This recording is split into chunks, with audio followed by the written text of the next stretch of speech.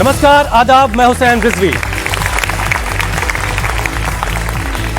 एक दूजे में पहले बांटे जाएंगे, जो चुप हैं उनके नाम भी काटे जाएंगे। नाम तो काटे जा रहे हैं और एक दो नहीं बल्कि लाखों की तादाद में। SIR के पहले फेज में 65 लाख से ज्यादा लोगों के नाम काटे गए हैं। इसमें पूर्णिया से करीब 3.25 लाख, कटिहार से 1,84,000 के आसपास, अररिया से करीब 1.5 लाख के आसपास, किशनगंज से भी करीब 1.5 लाख के आसपास लोगों के नाम काटे गए। और ये सारे के सारे जो इलाके वो सीमांचल के हैं, जहां मुसलमानों की आबादी बिहार के दूसरे हिस्सों के मुकाबले ज्यादा है। सीमांचल के मुस्लिम बाहुल इलाकों में लोगों की शिकायतें बताती हैं कि उनके नाम बगैर किसी सूचना के काट दिए गए, भले ही उनके पास वोटर ID कार्ड हो, आधार हो, राशन कार्ड जैसे तमाम दस्तावेज मौजूद हो। विपक्ष SIR को खासतौर से मुसलमानों और हाशिए पर रह रहे समाज को वोटर लिस्ट से हटाने का एक हथियार बता रहा है। तो देश की सबसे बड़ी अदालत सुप्रीम कोर्ट ने भी SIR की प्रक्रिया की पारदर्शिता और निष्पक्षता पर चिंता जाहिर की है, लेकिन रोक लगाने से फिलहाल इनकार कर दिया है और अभी मामला सुप्रीम कोर्ट में है, सुनवाई होनी है। SIR स्पेशल इंटेंसिव रिवीजन के बाद अब इसमें करेक्शन के काम की यानी नाम जोड़ने की प्रक्रिया की शुरुआत भी हो चुकी है, लेकिन विपक्ष का हल्ला बोल अब भी जारी है। वैसे तो SIR चुनाव आयोग की एक चुनावी प्रक्रिया है, लेकिन SIR को लेकर कई बड़े सवाल हैं। क्या चुनाव आयोग सरकार के इशारे पर विपक्ष के मतदाताओं के नाम काट रहा है? क्या बिहार में SIR से बीजेपी को कोई बड़ा फायदा मिलने वाला है, या जानबूझकर SIR पर बवाल किया जा रहा है? और सबसे बड़ा सवाल तो यह है कि क्या SIR के जरिए मुसलमानों का नाम वोटर लिस्ट से काटा जा रहा है? ऐसे ही सुलगते सवालों के आज हम जवाब तलाशेंगे कुछ बहुत खास मेहमानों के साथ। तो सबसे पहले आपकी मुलाकात अपने मेहमानों से करवाते हैं। स्वागत कीजिए जोरदार तालियों के साथ शहजाद पूनावाला का। एक जाने माने चेहरा है बीजेपी के प्रवक्ता। इसके अलावा अब स्वागत कीजिए डॉक्टर शकीलुज़्ज़मान अंसारी साहब का। आप बिहार में पूर्व मंत्री के तौर पर जिम्मेदारियां निभा चुके हैं, बहुत अच्छे से बिहार की रग रग को समझते हैं। कलीमुल हफीज साहब का स्वागत कीजिए। आप एक राजनीतिक विश्लेषक हैं, राजनीति में भी रहे हैं, अब राजनीति को दूर से बैठकर करीब से उसकी बातें बताते हैं। एक और खास मेहमान अनवर पाशा साहब, प्रोफेसर अनवर पाशा। आप RJD की नुमाइंदगी आज यहां बैठकर करेंगे। इससे पहले कि हम बातचीत की शुरुआत करें, एक बड़ी खबर हमें दर्शकों को बता देना बहुत जरूरी है। इस वक्त की बड़ी खबर यह है कि चुनाव आयोग की तरफ से तेजस्वी यादव को एक नोटिस जारी किया गया है और उनसे कहा गया है कि उनके पास मौजूद वोटर ID कार्ड की जो डिटेल है वो चुनाव आयोग से शेयर करें, ताकि एपिक नंबर को लेकर के जो मामला चल रहा है उसकी जांच की जाए और उसको सुलझाया जा सके। तो सबसे पहले शुरुआत हम प्रोफेसर अनवर पाशा साहब से ही कर लेते हैं। अनवर पाशा साहब, ये क्या मामला है? कई लोग कह रहे हैं 2 वोटर ID है, जबकि तेजस्वी एक एपिक नंबर दिखा रहे थे और वोटर लिस्ट में कोई और एपिक नंबर दिख रहा है। क्या मामला है भाई, जरा बताइए। तमाम ऑडियंस को और आपको मेरा आदाब। ये पूरी सियासत है। 2 वोटर ID है क्या तेजस्वी के पास? बिहार में जिस तरह के सर्वेज की रिपोर्ट्स आ रही हैं, एक तरह से 20 साल की जो एंटी इनकम्बेंसी है डबल इंजन सरकार के खिलाफ, उसके खिलाफ एक लहर चल रही है। तमाम सर्वेज ये बता रहे हैं कि हमारे नेता श्री तेजस्वी यादव जी सबसे आगे हैं और सबसे मकबूल, सबसे लोकप्रिय, पॉपुलर लीडर। ये वाली बात तो होगी पाशा साहब, अभी तो मैं जरा पूछ रहा था। इसके पीछे का जो सबब है, पस मंजर है, उसको बताना भी जरूरी है। ठीक है। इसी वजह से ये पूरा जो SIR है जो कंडक्ट किया जा रहा है बिहार में, जिसका फैसला लिया गया, कब लिया गया फैसला? 24 जून को अचानक। किसी अपोजिशन के पार्टी के साथ कोई कंसल्टेशन नहीं हुआ, उनसे कोई इस पर डिस्कशन नहीं हुआ, जबकि फरवरी में समरी रिवीजन हो चुकी थी इलेक्टोरल रोल की। इन तमाम चीज़ों से अगर आप देखें कि ये अचानक फैसला, और उसके बाद जो कुछ लिस्ट सामने है, 65 से 70 लाख लोग लिस्ट से बाहर हैं। बिहार में इसके खिलाफ एक बड़े आंदोलन की तैयारी हो रही है और उस आंदोलन के लीडर हमारे श्री तेजस्वी प्रसाद यादव जी हैं। ये पूरा जो एक तरह से एक फैब्रिकेटेड जो पूरी कहानी तैयार की जा रही है कि 2 उनके पास एपिक कार्ड है, एपिक है यानी जो उनके कार्ड हैं इलेक्टोरल कार्ड है। कोई 2 कार्ड नहीं है, उनके पास एक कार्ड है जो उन्होंने कल प्रेस कॉन्फ्रेंस में शेयर किया और कहा कि ये हमारे पास हमारा ये कार्ड है और दो मैंने अलग-अलग नंबर का क्या जब बात? मैंने उसको क्लिक किया, कहा उन्होंने, हमारे नेता श्री तेजस्वी प्रसाद यादव जी ने, कि जब मैंने क्लिक किया वेबसाइट पे जहां पे हमें चेक करना था कि हमारा कार्ड है, हमारा नाम है या नहीं, तो उसके बाद आया कि मेरा ये नाम इस नंबर से कोई एग्जिस्ट नहीं करता है इलेक्शन कमीशन की लिस्ट में। इसलिए उन्होंने कहा कि मेरा नाम तक नहीं है उसमें। मैंने तो, उन्होंने प्रेस कॉन्फ्रेंस के सामने कहा, दिखाया, उसकी डिटेल बताई और क्लिक करके वहां देखा गया, तो यही रिजल्ट आ रहा था कि ये इस नाम का कोई उस लिस्ट में कोई है नहीं। ठीक है, अभी जो नोटिस जारी हुआ उस पर जवाब ये देंगे। और इस पर जो दो की बात की जा रही है, ये एक तरह से फैब्रिकेटेड एक इलेक्शन कमीशन और बीजेपी और वहां जो नीतीश कुमार जी की गवर्नमेंट है, उनकी ये पूरी साजिश है। और जाहिर है कि इस साजिश का पर्दाफाश बहुत जल्द हो जाएगा, हम उनको बेनकाब करेंगे। तेजस्वी यादव की एक बाइट है, साउंड बाइट जरा हम दर्शकों को सुनवाते हैं। वो 27 मार्च 2025 की है, जब वक्फ को लेकर के एक बड़ा आंदोलन चल रहा था और पटना में एक बड़ा AIM जो मुस्लिम पर्सनल लॉ बोर्ड है और जमीयत उलमा हिंद, इनकी तरफ से एक बड़ा प्रोटेस्ट हुआ था। उसमें तेजस्वी यादव पहुंचे थे। उसमें तेजस्वी यादव ने क्या कहा था, जरा उनको सुनिए आप। अगर एक होकर के हम लोग लड़े तो इंशाअल्लाह हम लोगों की जीत तय है और हम लोग संविधान को बचाने का काम करें। किसी भी कीमत पे नागपुरिया कानून को हम लोग लागू नहीं होने देंगे, नहीं होने देंगे। इनके एजेंडे को हम लोग चकनाचूर करेंगे और इस देश के संविधान, लोकतंत्र और भाईचारा को बचाने का काम करेंगे।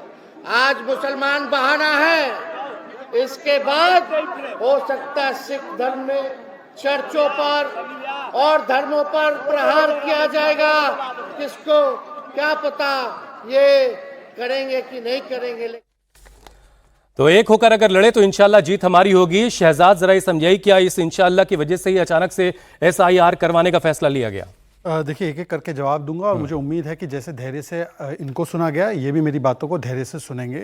दरअसल मामला क्या है, परिवारवाद के दो नवाब झूठ फैलाए बेहिसाब, क्योंकि चुनाव में हारने वाले हैं। तो एक नवाब बोलते हैं एटम बम फोड़ूंगा, दूसरे बोलते हैं वोटर नाम कहाँ है मेरा, और दोनों मिलजुल कर ECI और SC पर डालते हैं दबाव। मैं आपको बताता हूँ, आपने सीधा सवाल पूछा कि 2 एपिक नंबर के बारे में। ये एपिक फेल हुआ एपिक झूठ का, क्योंकि जो वो एपिक नंबर इन्होंने दिखाया वो एपिक नंबर एग्जिस्ट नहीं करता, और जो एपिक नंबर पे उनका नाम 416 की श्रेणी पे दर्ज था, वो एपिक नंबर उन्होंने अपने 2020-25 के हलफनामे में खुद दिया है। 228 नंबर वाला एपिक नंबर कार्ड जो है उन्होंने खुद फाइल किया अपने एफिडेविट में। तो वो एपिक नंबर है, पर दूसरे एपिक नंबर के साथ एपिक झूठ बोल रहे थे। अच्छा, संविधान की बात कहां बोल रहे थे पता है? ये इमारत शरिया के कॉन्फ्रेंस में, जहां पर एजेंडा था कि शरिया लागू किया जाए और वक्फ का ऐसा कानून लागू किया जाए जो जैन, क्रिश्चियन और बाकी समाज के पास नहीं है। पर मैं उसमें नहीं जाना चाहता, आज की SIR की एक्टिविटी पे आना चाहता हूं। कुल मिलाकर जो 7.9 करोड़ वोटर्स है, और ये टेक्निकल है तो ध्यान से सुनिए, 7.3 करोड़ वोटर्स ने अपना एन्यूमरेशन फॉर्म वापस इलेक्शन कमीशन को दे दिया। बच गए 60 लाख वोटर, जिनको कहा जा रहा है कि डिलीट किए। उसमें से ब्रेकअप है, 20-22 लाख वोटर जो मर गए हैं, 20-25 लाख वोटर जो है वो जो अलग प्रदेश चले गए हैं, और 7 से 10 लाख वोटर जिनके 2 जगह पे वोट है, तो एक ही जगह पे उनका होना चाहिए। अब मैं कह रहा हूं कि मान लीजिए कि 60 लाख वोटर इलेक्शन कमीशन गलत डिलीट कर रहा है, तो आप 60,000 छोड़ दीजिए, 6,000 की लिस्ट सुप्रीम कोर्ट को पेश कर दो ना। जन आंदोलन कर रहे हैं ना आप। दूसरी बात, मैं आपको अभी जो एक डेटा आया, बहुत इंपॉर्टेंट डेटा है, ये पूरी SIR एक्टिविटी होती है, केवल इलेक्शन कमीशन नहीं करता, इसमें पार्टी के नुमाइंदे BLA के रूप में शामिल होते हैं। 1 लाख BLO है और 4 लाख BLA है। BLA मतलब कि बूथ लेवल एक्टिविस्ट, पार्टी के रजिस्टर्ड एक्टिविस्ट, जैसे कि कांग्रेस और RJD के मिलाकर 60,000 एक्टिविस्ट है जिनको देखना है लिस्ट, और अगर कोई गलती है तो उसका कंप्लेंट फाइल करना है। कुल मिला के इनके BLA है 60,000। Number of complaint received electoral roll के ड्राफ्ट पब्लिश होने के बाद 0,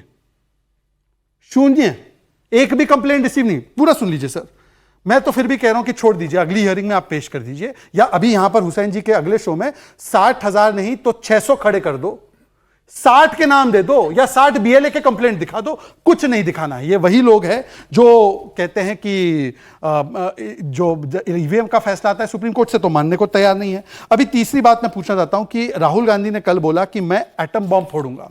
राहुल गांधी ने भी बोला था महाराष्ट्र में धांधली हुई है। महाराष्ट्र में धांधली हुई तो एक दिन उन्होंने बोला 1 करोड़ वोटर बढ़े, दूसरे दिन उन्होंने बोला 70 लाख वोटर बढ़े, तीसरे दिन बोला 39 लाख वोटर बढ़े, और महाराष्ट्र में हाईकोर्ट में गए तो हाईकोर्ट ने बोला कि कुछ ऐसी गलती नहीं हुई है। हरियाणा में उनके नेत्री ने बोला कि कुमारी शैलजा ने कि हम इलेक्शन कमीशन की वजह से, अपनी खामी की वजह से हारे। महाराष्ट्र में उनके नेताओं ने बोला कि हमारी खामी से हारे। कर्नाटका में बोला, और आखिरी लास्ट डेटा मैं आपको देना चाहता हूं, इन्होंने बोला कि हम वोट काट रहे। तो मैंने चेक किया कि भाई वोट कटे कहां से, मैक्सिमम वोट। अब ये इंडियन एक्सप्रेस में भी छपा है तो इसमें आप डाउट नहीं कर सकते। सीट जिसमें वोट कटी है पटना, गोपालगंज में सबसे ज्यादा, समस्तीपुर, मुजफ्फरपुर, वैशाली और सारण, इसमें सबसे ज्यादा वोट कटे हैं। आपको पता है ये सारी सीट पे कौन जीता है? बीजेपी, जेडी और एलजेपी। क्या हम अपने ही वोटर काट रहे? तेलंगाना में 22 लाख वोट काटे इलेक्शन कमीशन ने, कांग्रेस चाहती थी 70 लाख वोट कटे। मध्य प्रदेश, राजस्थान में आवेदन देकर बोला 45 लाख वोट्स काट दो, आप काटे तो चमत्कार। और यहां पर जब वोट इंटीग्रेशन हो जाए रोल का तो गुनेगार, और तेजस्वी के 2 एपिक नंबर, मतलब चारा चोरी के बाद अब फॉर्जरी भी करने लगे तेजस्वी यादव। प्रोफेसर साहब अब आप इसका जवाब जल्दी से दें, फिर उसके बाद मैं अगले मेहमान। अभी आपने सुना हमारे साथी जो ये जो बीएलए वाली बात है कि बीएलए की तरफ से कोई शिकायत, कितनी शिकायतें आई? उस पे आऊंगा मैं। अभी जब इन्होंने गुफ्तगू अपनी शुरू की, हमारे दोस्त शहजाद पूनावाला साहब ने तो ये कहा कि जो आपने क्लिप दिखाया था पटना में, जो एक वक्फ को लेकर के जो रैली हुई थी, उसके बारे में इन्होंने कहा कि वो रैली शरिया लॉ को नाफिज करने के लिए, शरिया कानून को लागू करने के लिए रैली बुलाई गई थी। पहला झूठ ये, वो रैली हुई थी वक्फ पर जो बिल लेकर के आई थी, जो पास किया था पार्लियामेंट में, और जो मुसलमानों के उस चैरिटेबल ऑर्गेनाइजेशन को, जो कॉन्स्टिट्यूशनल ऑर्गेनाइजेशन है, जो मिनिस्ट्री ऑफ ये माइनॉरिटीज अफेयर्स के तहत आता है, उसके तहत चलने वाला इदारा वक्फ, जिसमें इदारे का नाम बताना, अपनी जमीनें, इदारे का नाम बताओ। वक्फ बोर्ड है, इदारे का नाम बताओ। अरे वक्फ बोल रहा हूँ, वक्फ बोर्ड है। बताइए, जोर से बताइए, हुसैन मियां जोर से बताइए। इमारत शरिया, जब मैंने गलत क्या बोला? नहीं, मैंने गलत क्या बोला? इमारत शरिया उनका स्टेटेड ऑब्जेक्टिव है भाई, करने के लिए। तेजस्वी इमारतें सनातन में गए थे साहब, ऐसे गुफ्तगू नहीं, इमारतें ऐसे डिबेट में गए हैं। अभी आपने कहा था कि बीच में इंटरप्ट नहीं करेंगे। नहीं, मुझे झूठा करार दिया जा रहा है। वक्फ बोर्ड, वो जो 2 एपिक नंबर कह रहा हूं, आप देखिए, आप लोगों को गुमराह नहीं कर सकते। जो फैक्ट्स उसको सामने आने दीजिए। क्यों बीच में आपको दर्द हो रहा है? आप फैक्ट सुनिए। मैं इमारत शरिया की बात नहीं कर रहा हूं, मैं वक्फ की बात कर रहा हूं, वक्फ बोर्ड की बात कर रहा हूं, वक्फ काउंसिल की बात कर रहा हूं। उसको बचाने के लिए इमारत शरिया के कॉल पर वो रैली बुलाई गई थी पटना में। इस फर्क को आप समझिए। शरिया लॉ नाफिज करने के लिए वो रैली नहीं बुलाई गई थी, इसलिए झूठ मत बोलिए, गुमराह मत कीजिए। वक्फ की जो जमीन है उसको हड़पना चाहती है सरकार। मुसलमानों के पास अपनी जमीन दान की हुई जो है उसको सरकार हड़पना चाहती है, और इसके लिए बिल पास किया था। उसके खिलाफ मुसलमानों ने अपने डेमोक्रेटिक राइट्स का मुजाहरा किया, और पटना में उसकी हमारे शरिया की कॉल पर आकर के उन्होंने रैली की उसके खिलाफ। बीएलए की दूसरी बात, बीएलए की बात मैं आपको कर रहा हूं। सारी दुनिया जानती है, बीजेपी खुद ये क्लेम करती है कि वो दुनिया की सबसे बड़ी पॉलिटिकल पार्टी है और सबसे अमीर पार्टी है। बिहार में 17,000 करोड़ का घोटाला करके ये घोटालेबाज जो डबल इंजन की सरकार चल रही है, अभी सीएजी की रिपोर्ट आई है 2 दिन पहले, उसमें यह कहा गया है कि 17,000 करोड़ रुपए का कोई हिसाब सरकार ने नहीं दिया है, और ये घोटाला है, ये महाघोटाला है, ये महाचोर हो। बोल रही है आपकी पार्टी, आपकी डबल इंजन की सरकार महाचोर है। आप चारा घोटाले की बात करते हैं। चलिए, 17,000 करोड़ का घोटाला है। 17,000 करोड़ घोटाले का जवाब बिहार की जनता मांगती है। आप जवाब आ रहा है क्या? एक जवाब नहीं है सरकार के पास। सीएजी कौन है? किसकी संस्था है सीएजी? बीएलए ने कंप्लेंट क्यों नहीं की? सीएजी सरकारी संस्था, ऑडिट करती है। अरे मान्यवर बीएलए, आपके एक्टिविस्ट कंप्लेंट कितनी की? मैं भी, आप जब बोलेंगे तो मैं भी इंटरवीन करूंगा। पाशा साहब, सवाल तो समझिए। आप गलत इंटरप्शन मत कीजिए। आपने जो गुमराही फैलाई है, मैं उसको साफ कर रहा हूं। इसलिए जो 17,000 करोड़ का घोटाला हुआ है उसका जवाब भी देना होगा सरकार की तरफ से। उसका कोई जवाब नहीं है। बिहार की डबल इंजन सरकार की तरफ से कोई जवाब नहीं आया। रही बात बीएलए की और बीएलओ की। बीएलओ जो है, जो बूथ लेवल ऑफिसर है, वो इलेक्शन कमीशन वहां उसको अपॉइंट करती है। वो पेड होते हैं, वो सरकारी होते हैं। उसमें जो रिपोर्ट है कि मोर देन 50% जो उसमें कार्यकर्ता है वो बीजेपी के कार्यकर्ता हैं, जिनको बीएलओ बनाया गया है, क्योंकि सरकार में ये लोग हैं, अपॉइंटिंग अथॉरिटी आप लोग हैं। डीएम से लेकर के नीचे तक कौन है? सब सरकार के अधीन काम करने वाले लोग हैं जो बीएलओ को अपॉइंट करते हैं। रही बात बीएलए की, हमारी पार्टी गरीब पार्टी, इसीलिए मैंने शुरू किया था कि सबसे अमीर पार्टी बीजेपी है। हमारी पार्टी गरीबों की पार्टी है। हमारी पार्टी के पास पैसे नहीं है कि हम बीएलए अपॉइंट करें। अरे block level activist, booth level activist हम अपॉइंट करें, ये हमारे पास नहीं है। ये अब अलाउ कर रहे हैं। हमारे पास मैं खुद था बिहार में, मैंने बिहार का दौरा किया, हर ब्लॉक में जाकर के मैंने मालूम किया, देखा तो हाँ कोई भी हमारा बीएलए नहीं था, क्योंकि हम उनको पे नहीं हुसैन साहब ये इलेक्शन हमारे पास बीएलए नहीं है। चलिए एक छोट सारे घोटाले हुए और तमाम सोशल मीडिया ने इसको दिखाया कि किस तरह से बीएलओ काम कर रहे हैं, किस तरह से भाजपा के अधिकारी, भाजपा की जो पार्टी के अधिकारी हैं, जो पार्टी के ऑफिशियल्स हैं, वो बैठ करके डीएम के ऑफिस में, वो बैठ करके ब्लॉक ऑफिस में, वो किस तरह से फॉर्म अपने तौर पर फॉर्म भर के साइन करके गलत सिग्नेचर के जरिए फोर्स सिग्नेचर करके फॉर्म भरे गए, जमा किए गए, और उसका नतीजा यह है कि आज जो लिस्ट आई है, पहली लिस्ट, उसमें हजारों खामियां हैं, हजारों गलतियां उस लिस्ट में मौजूद हैं, और उन पर रिपोर्ट की बात हम करते हैं। करने दे रहे हैं। अभी अगला नहीं, लाखों कंप्लेंट्स आएंगी। अभी कल ही तो रिपोर्ट, कल तो भाई पहली तारीख को आई है, सुप्रीम कोर्ट में भी लाखों कंप्लेंट्स आएंगी और हम करेंगे। और दूसरा फेज शुरू होगा। हुसैन साहब एक जुमला, ठीक है, दूसरा, ये तो पहली लिस्ट अरे है। हुसैन साहब आप थोड़ा रुकें, पहली लिस्ट है, जिस लिस्ट में 65 से 70 हजार लाख लोगों को निकाल दिया गया विदाउट साइटिंग एनी रीजन। ठीक है, ये सारी बातें सबको पता है, ये सारी बातें पब्लिक डोमेन में है। जो लिस्ट आई है 7 करोड़ 24 लोगों, 24 लाख लोगों की, उस लिस्ट में अभी 40% ऐसे लोग हैं, 40% लोग ऐसे हैं जो जिन्होंने अपना डॉक्यूमेंट नहीं दिया है। शहजाद बोले, इलेक्शन कमीशन ने जारी किया है, वो उनके पास नहीं है, वो नहीं दे पाए हैं। और जो सुप्रीम कोर्ट है, उसने भी कहा कि आप इन डॉक्यूमेंट्स को मानिए, आधार कार्ड को नहीं मानते आप। ये क्या लगा रखा है प्राइम जो आइडेंटिटी का पेपर हो गया, पाशा साहब हो गया, 5 मिनट बोल गए वो, ये तो बस करते करते आपके यार, आप इलेक्टोरल वोटर ऐसे तो काम नहीं होगा, कार्ड को नहीं मानेंगे आप। ठीक है, ये बातें सुप्रीम कोर्ट ने कही है, कोई जवाब नहीं है। ठीक है, सुप्रीम कोर्ट के जज ने यह भी कहा कि इनको मानिए। सुप्रीम कोर्ट के जज ने हुसैन भाई, एक तो हमारे पास, अरे भाई ये क्या लगा रखा है यार, the point must be noted. What is going on? 1 versus 3 का पैनल है। जज ये कहता है कि हमारे पास ये पेपर नहीं है। आप अंदाजा लगाइए आम आदमी के पास क्या होगा। हो गया, प्लीज। हाँ शहजाद बोले अब आप। इनका एक स्टेटमेंट है कि इनकी पार्टी के कोई रजिस्टर्ड बीएलए नहीं है। हुसैन साहब, इंडिया टीवी के बिहार के करस्पॉन्डेंट से फैक्ट चेक करवाइए। इनके और कांग्रेस के मिलाकर 60,000 रजिस्टर्ड इनके आरजेडी की तरफ से साइन भी हुए।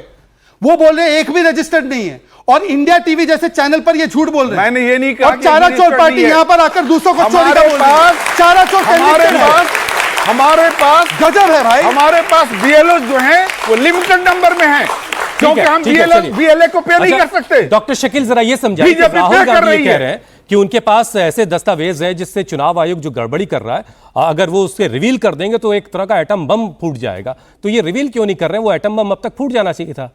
फूटेगा, किस बात का इंतजार? फूट भी रहा है आहिस्ता आहिस्ता, आप देखते जाइए। लेकिन इस बीच में बिहार आ गया। वो बता रहे हैं महाराष्ट्र और दूसरे राज्यों के बारे में जो जिनके पास डॉक्यूमेंटेशन है उनके पास। अभी बिहार आ गया, तो अभी तो नई चीज आ गई। SIR हिंदुस्तान की तारीख में पहली बार हो रहा है।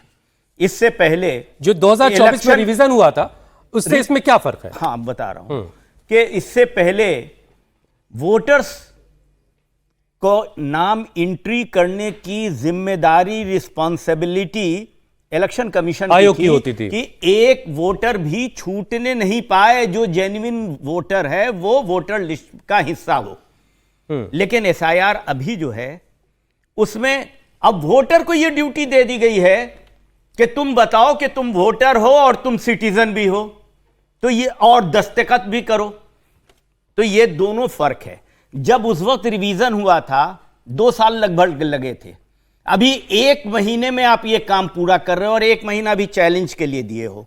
रिपोर्ट आपने देखा सुना होगा, जैसा पाशा साहब ने कहा है कि 25 तारीख को घोषणा हुई और 26 तारीख से लागू हो गया। किसी से डिबेट नहीं हुआ। हम समझते हैं कि हो सकता है बीजेपी से भी इस संबंध में डिबेट नहीं होगा। मैं इनके ऊपर एक्यूज भी नहीं इनको बनाता। मेरा तो सवाल इलेक्शन कमीशन से है, दूसरे से हुआ नहीं। इशारा किसी का हो, इलेक्शन कमीशन हमारी कॉन्स्टिट्यूशनल बॉडी है, उसको किसी का इशारा नहीं देखना चाहिए। ये है। नहीं तो पहले सबसे 2 बड़ी साल बात। में करते थे, अब तो 2 महीने 1 महीने में आप कर रहे हैं, 1 कोई महीने एनर्जी में कर ड्रिंक दिया। वगैरह है और क्या? आप एक चीज बात कीजिए, हाँ। 27 तारीख का सोर्सेस इलेक्शन कमीशन आप निकाल लीजिए, जो आपके सारे टीवी चैनल्स पर चले, कि 65 लाख वोट काटे जाएंगे। ये जिस दिन शुरू हुआ उस दिन भी 65 लाख, और आज भी जब रिजल्ट आया तो ऑफिशियल 65 लाख। ये तालमेल सीधा बताता है कि ये क्या हुआ। आपने टीवी पर देखा होगा, हमारे बहुत सारे भाई यहां, हो सकता है चूंकि मैं बिहार से आता हूं, बिहार के लोग नोएडा में हैं और हो सकता है इसमें भी वोटर होंगे। इन्होंने कोई फॉर्म नहीं जमा किया, कोई दस्तखत नहीं किए, इनके एक्सेप्ट हो गए और आ गया। कई लोगों ने फॉर्म जमा किए, बाद में जब इनके फॉर्म जमा करने की स्थिति सिलो हो गई तो इन्होंने कहा कि फॉर्म जमा करो, डॉक्यूमेंट्स मत लो, बाद में लो। और करते करते आपने सारे टीवी पर देखा है कि एक बीएलओ जो सरकारी अधिकारी है उसने दस्तखत भी कर दिया। मैं आपको डॉक्यूमेंटेशन के साथ दिखा सकता हूं, फोटो आपने देखा होगा, अजीत अंजुम साहब का प्रोग्राम और दूसरे लोगों ने। एक दबाव था बीएलओ के ऊपर, क्या 50, 100 डेली ठीक है, टारगेट दिया गया था कि आप है, नहीं है, तुम जमा करो। और जमा करो, खेल तो अब शुरू हुआ। आपने सबका नाम इसी तरह से पब्लिश कर दिया। आप किसी को कहोगे आप डॉक्यूमेंट्स नहीं है, किसी को कहोगे। आप एक संवैधानिक संस्था जो इलेक्शन कमीशन है, सबसे इसका दुर्भाग्यपूर्ण पहलू यह है कि supreme court of India request कर रही है कि भाई ये आधार पर हमारे देश का बहुत बड़ा निर्भर है, एवरीथिंग है, ये मदर ऑफ द डॉक्यूमेंटेशन है। ये बैठे हुए कॉलेज में, स्कूल में, ये रेसिडेंस की सर्टिफिकेट, आधार के बिना कोई सर्टिफिकेट नहीं बन सकता है। तो 9 वो सब्जेक्ट लागू हैं जिनकी मदर आधार है, लेकिन आधार लागू नहीं है। इलेक्शन कमीशन ने इस तरह से इलेक्शन कमीशन की भी उपेक्षा की है। इलेक्शन कमीशन अभी हियरिंग में तो उसको मालूम भी नहीं था कि हमारी बातों को उपेक्षा किया गया। उसने कहा वो तो मेरी बात तो मान ली गई है, तब उन्हें वकीलों ने अपडेट आया है। ठीक है, अभी सवाल था कि कंप्लेन कितने होने चाहिए। बीएलओ और बीएलए हैं या नहीं है। बीएलए ना भी है तो हर वोटर सिटीजन है, वो अपनी बात को रखेगा, उसमें कोई जरूरत नहीं है।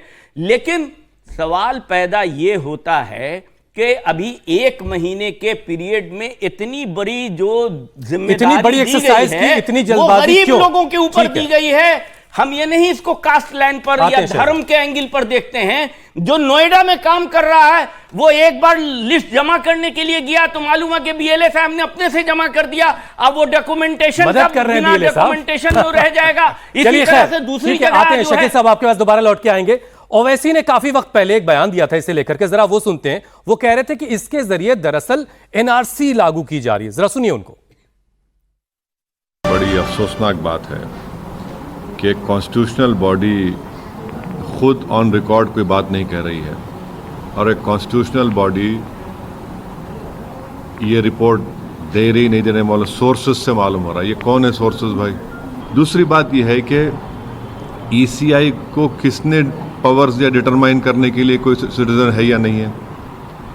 तीसरी बात ये कि मैं सबसे पहली हमारी पार्टी थी जिसने कहा था कि ये जो एसआईआर हो रहा है बिहार में, ये एनआरसी बैकडोर से हो रहा है। वो साबित हो रहा है। ईसीआई को पावर्स नहीं है सिटीजनशिप डिटरमाइन करने का। और चौथी बात यह है कि वो कौन से बीएलओज हैं, उनका नंबर हम डिमांड करते हैं ईसीआई से हमको दीजिए। हम अपने पार्टी के लोगों को बोलेंगे जाके इन बीएलओ से मिलिए और हमको बताइए कि कहां पर आपको ये जो नेपाली कह रहे हैं, म्यांमार के कह रहे हैं, बांग्लादेशी आपको मिले हैं। ठीक है, कलीमुल हफीज साहब जरा ये समझाइए कि क्या इससे परेशानी क्या है। चुनाव आयोग की एक प्रक्रिया है, कुछ वक्त के बाद बहुत सारे लोग कहीं और शिफ्ट कर जाते हैं, किसी के 2 जगहों पर नाम है, कुछ लोग दुनिया से चले गए हैं। इसमें रिवीजन में दिक्कत क्या है? देखिए, एक तो चुनाव आयोग का एक रिवीजन रिसेंटली कंप्लीट हुआ है जनवरी फरवरी 25 में। तो ये अचानक ये बात कहां से आई? सच बात तो ये है, तो कितने वक्त पर ये रिवीजन की जरूरत पड़ती है? रिवीजन का ये तो चुनाव आयोग का पूरा अधिकार है कि वो जब चाहे जब करे, लेकिन जनरली ये 20 साल में एक बार किया जाता है। 2003 में बिहार का हुआ था, उसमें भी ये प्रक्रिया नहीं अपनाई गई थी जो इस बार अपनाई गई है। इस बार तो चुनाव आयोग ने प्रक्रिया को उलट दिया। अब तक आजाद भारत में चुनाव आयोग की जिम्मेदारी है कि वो ये तय करे कि कौन हमारा वोटर है, कौन वोटर नहीं है।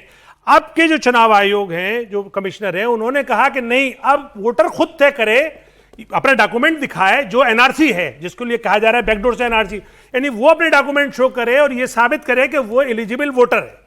अब इसका नतीजा क्या हुआ, और ये जो ओवैसी साहब जो बात कह रहे हैं किसी हद तक मैं इनसे एग्री करता हूं, और वो क्यों करता हूं एग्री, कि अभी तो पहला फेज हुआ है।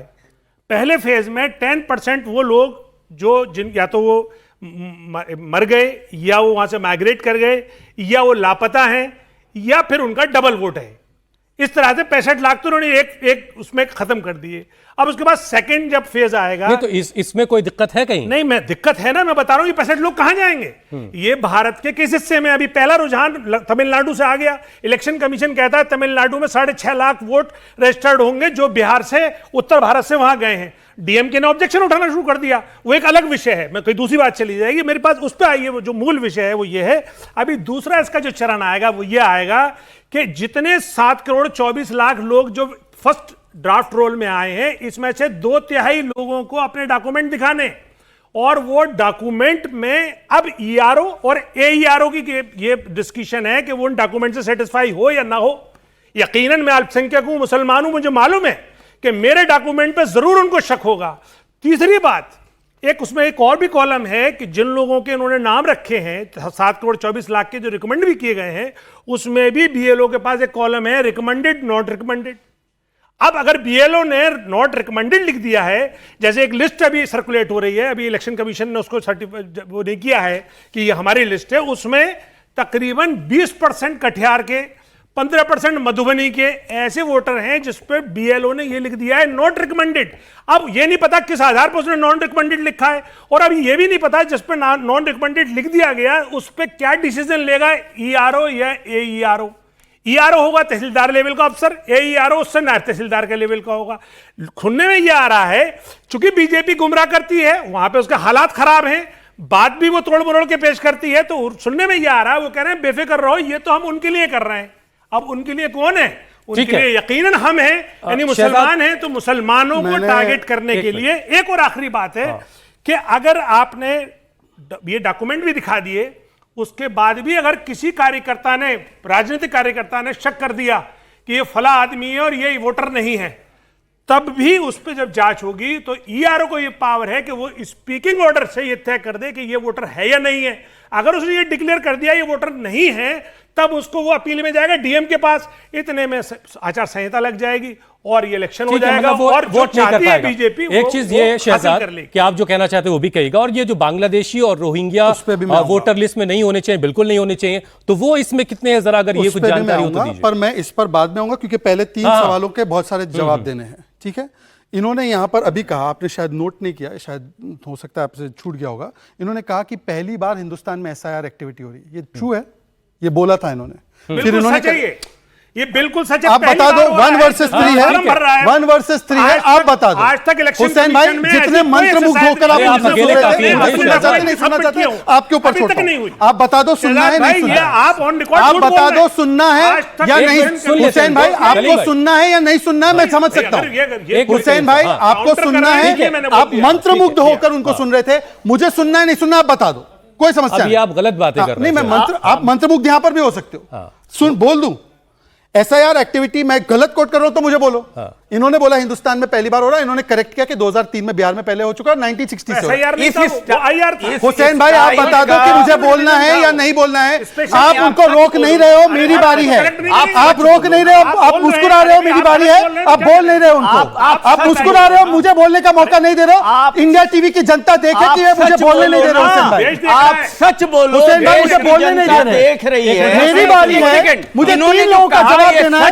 हुसैन भाई आप मत बोलने दीजिए, आप बोलने दीजिए उनको। मेरी तरफ एंकर का बिहेवियर देखिए आप, ये गलत एंकर का बिहेवियर जो मैं माफी चाहता हूं, ये एंकर का बिहेवियर है, करना ये बोलने नहीं दे रहे ये मुझे। पहला एसआईआर है जिसमें वोटर एंकर का बिहेवियर देख लीजिए आप सभी लोग एंकर का बिहेवियर देख के मुझे बोलने नहीं दे रहे। सत्य बोलो, मेरी बारी है, उनको बोले देने जा रहे, एक बार रोक ले रहे और मुस्कुरा रहे, वहां पे खड़े हो मुस्कुरा रहे हैं। आपकी एक्टिविटी पे शहजाद आप जो कर रहे हैं, आप बोलो, आप जो कर रहे हैं वो मुझे दिखाई दे रहा है। मुझे मौका दीजिए, बोलिए, आप बोलिए, आइए, आपको बोलने के लिए बुलाया, लेकिन ऐसा थोड़े लगेंगे। मुझे मौका दे रहे हो, इंटरप्टेड हां या ना? आप अरे बुलाया क्या के लिए आपको? अब मैं बोलूं अपनी बात, और इंटरप्शन होगा तो रोकेंगे आप, अपना धर्म वही निभाएंगे। काम है मेरा।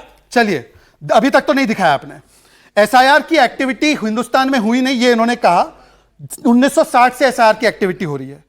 एसआईआर जब 2003 में हुआ, 30 दिन में हुआ, तब 3 डॉक्यूमेंट थे, 11 नहीं, आज 11 डॉक्यूमेंट अवेलेबल है। तब 3 थे, और तब आधार नहीं था।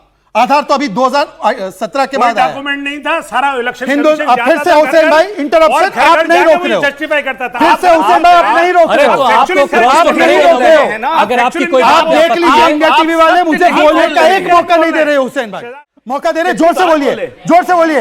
नहीं दे रहे, बोलिए एंकर से, बोलिए एंकर से। दे रहे नहीं दे रहे, ये दे रहे public नहीं दे opinion रहे। लेने की आप हाथ दिखाइए, सुनो शहजाद, कैमरामैन नेतागिरी हाथ नहीं करो दिखाइए यहाँ पे। उनका। शहजाद, अब मैं बोलूं? हाँ बोलो। Thank you. और नेतागिरी नहीं करो यहाँ पे। ये ऐसा है हुसैन भाई, मुझे आपसे सर्टिफिकेट की आवश्यकता मुझे नहीं भी है। कोई certificate आप नहीं चाहिए पत्रकारिता आपसे। निभाइए, मुझे मैं यहाँ नेतागिरी काम कर करने रहा दीजिए। मैं हूँ। नेता ही हूँ अपनी पार्टी टाइम का। ये बोल फजूल की चुके बातें हैं। आप अगर मुझे बोलना नहीं देंगे तो मैं जाऊं छोड़कर, आप बता दीजिए। वो आपकी मर्जी है। आप हुसैन भाई से बोलिए, बोलने दीजिए। आप वहाँ बैठिए। आप एंकर कोई से नहीं बोलिए, बोलेगा बोलने पीछे दीजिए। से। अब बोलने दीजिए, ये बोलिए। कानून का नहीं है। बोलने नहीं दे रहे आप मुझे। वहाँ बात करिए अरे अपनी। बोलिए ना, वक्त जाए चलिए, बातें मत बोलिए करिए। आप। अपनी बात रखूं हुसैन भाई। रखिए। Thank you. सत्य बोलिए। फजूल की बातें कर रहे हैं आप।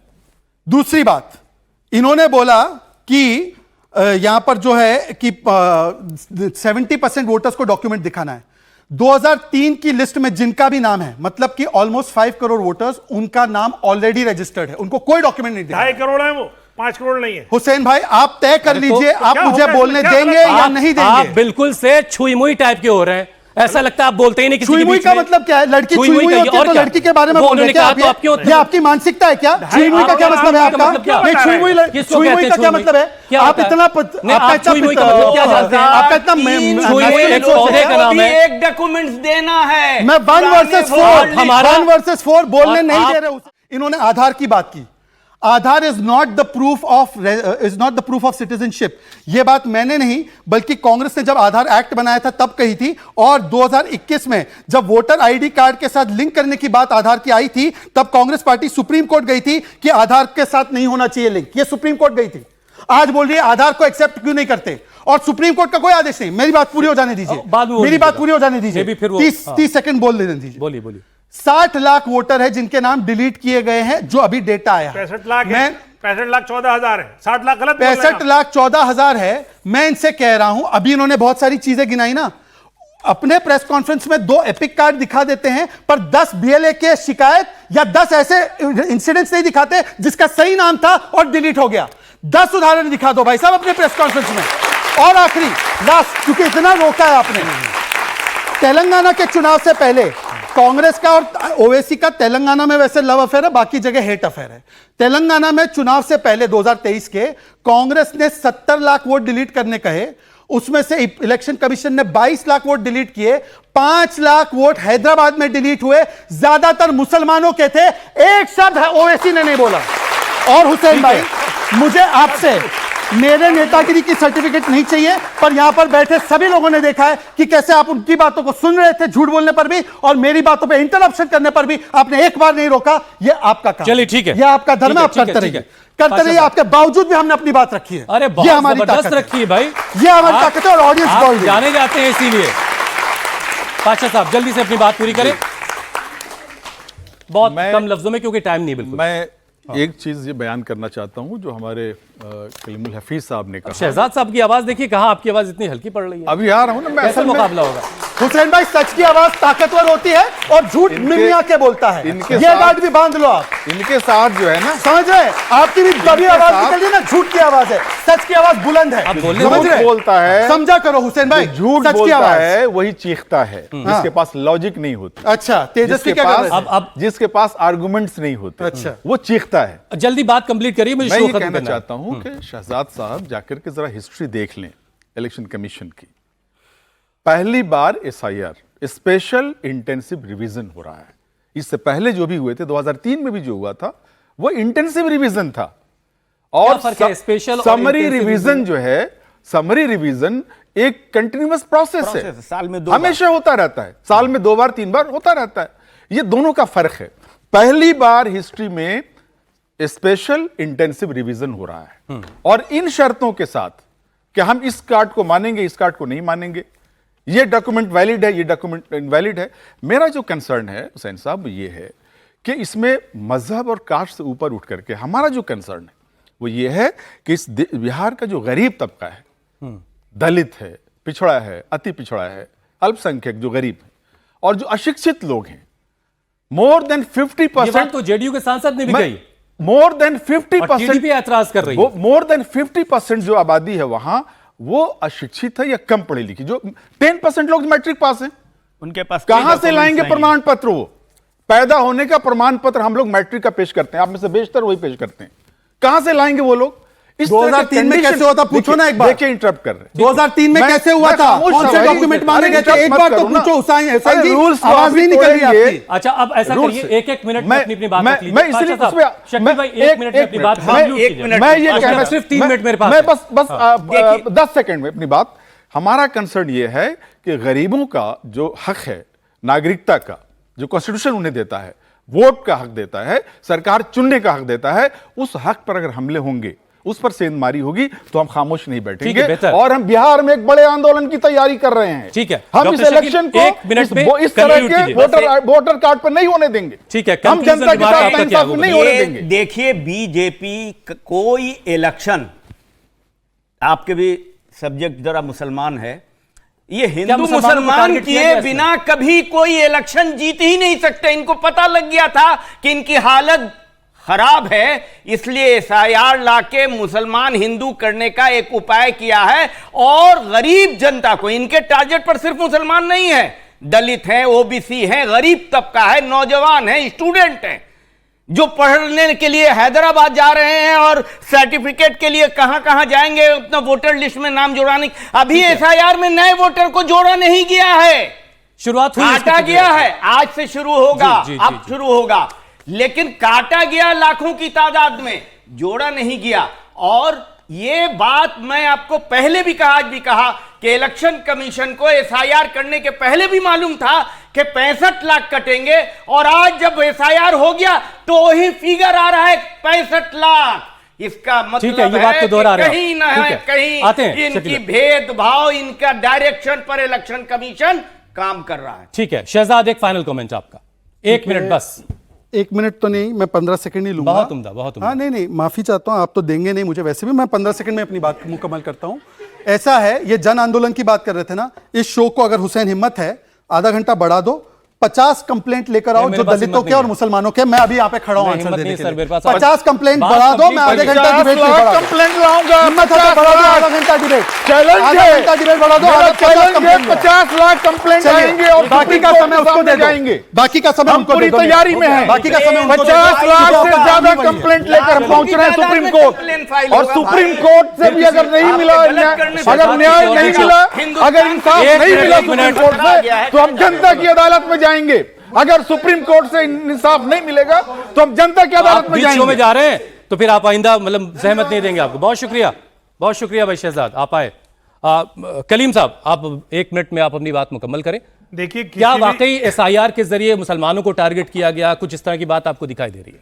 देखिए, किसी भी लोकतंत्र के लिए और खासतौर से भारत जैसे विशाल लोकतंत्र के लिए इसका चुनाव इसका आधार है, और चुनाव को कराने वाली संस्था चुनाव आयोग, उसका निष्पक्ष होना और निष्पक्ष दिखना जरूरी है।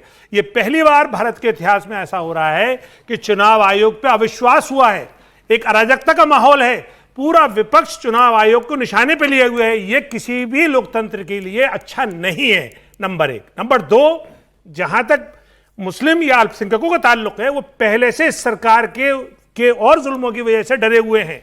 जहां से ये एसआईआर शुरू हुआ है और जहां ये खत्म होगा, अभी इसका पहला पड़ाव हुआ है, उसमें यकीनन जो मुस्लिम इलाके हैं वो टारगेट हुए हैं।